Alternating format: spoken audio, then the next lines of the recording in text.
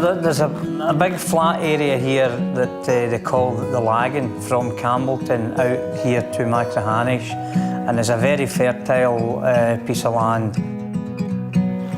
And it's an ideal part of the country for growing grass.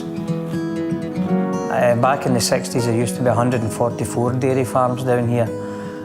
We're down to 39 now, but they're still producing the same volume of milk. All the milk in Kintyre goes for cheese production to produce, among other things, the Mull of Kintyre cheese. They also produce a mild cheddar as well. It's sold as Scottish Pride, but predominantly it's for Mull of Kintyre.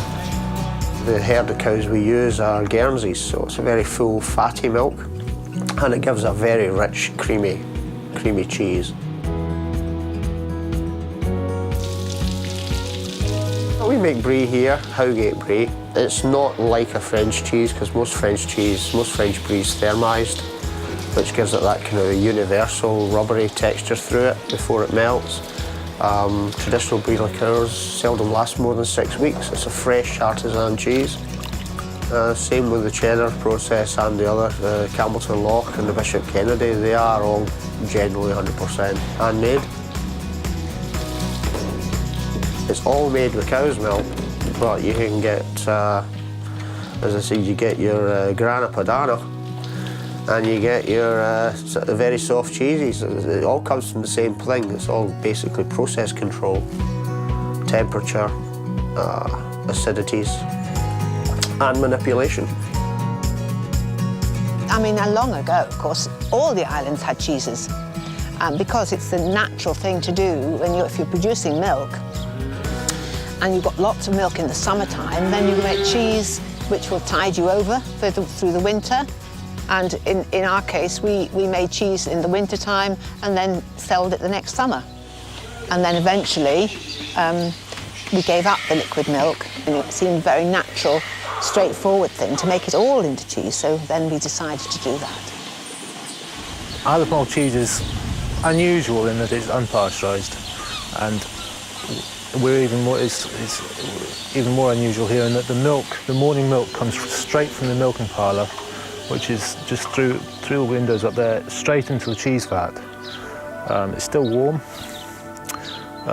so we've taken away nothing, we've killed off no bacteria. It's absolutely 100% natural milk. We then have to add rennet to coagulate the milk. It turns into a sort of junket type of jelly. The junket is then cut up and you get the curds and whey, and the whey pretty rapidly separates from the curd, and you start getting the cheese becomes more solid. And all the time the acidity is increasing and the whey is draining out of the solids. After about 2.5 hours, it'll be right up to temperature and ready to pitch.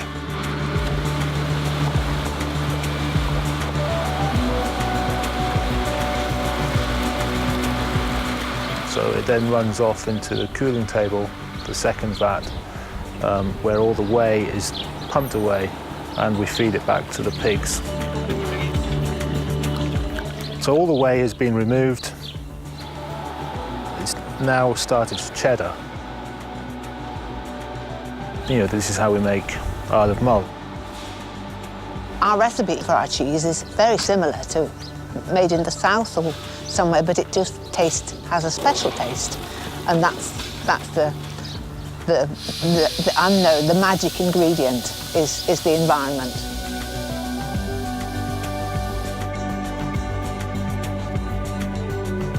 We use all renewable energy, so that's for us we want to be sustainable.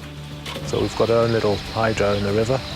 We produce all our own electricity for producing the cheese. It's a totally self-contained place to live in, where we produce our own food.